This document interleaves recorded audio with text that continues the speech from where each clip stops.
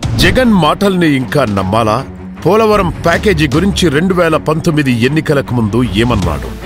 ఆ పోలవరం ప్రాజెక్టుకు సంబంధించిన నిర్వాసితులకు ప్యాకేజీ సరిపోవడం లేదు అని చెప్పి ఆ రైతన్నలందరూ కూడా ఆవేదన చెందుతా ఉన్నప్పుడు ఆ రోజే చెప్తాను 10 లక్షల రూపాయలు చేస్తాము అని చెప్పి కూడా ఆ రోజే చెప్తాం. 10 లక్షల రూపాయలు చేస్తాము అని చెప్పి కూడా ఆ రోజే చెప్తాం.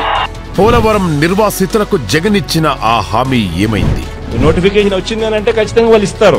ఈకోకుండా పోయే గత్యంతరం లేదు వాళ్ళకి. ఎందుకంటే కేంద్రమే ప్రింట్ కొట్టేది వాళ్ళే. వాళ్ళ దగ్గర డబ్బులు లేకపోతే ఇంకోటి దగ్గర డబ్బులు ఉంటాయి.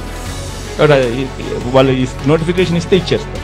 అదేవిధంగా రాష్ట్ర ప్రజలకి తెలియపరుస్తాను అధ్యక్ష, ఏమిటంటే భూ నిర్వాసితులకు 10 లక్షలు ఇస్తామని హామీ ఇచ్చారా అన్నారు.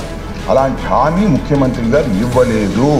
విన్నారు కదా, పోలవరం నిర్వాసితులలో గిరిజనులే ఎక్కువ. అటువంటి అమాయకులను మోసం చేసిన ఈ దగా కోరునే నమ్ముతారా?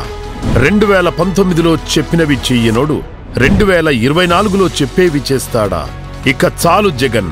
జరుగు జరుగు జరుగు జగన్, ఖాళీ చేయి కుర్చీ, జనరాజ్యం వస్తున్నది ఎన్నికల్లో గెలిచి.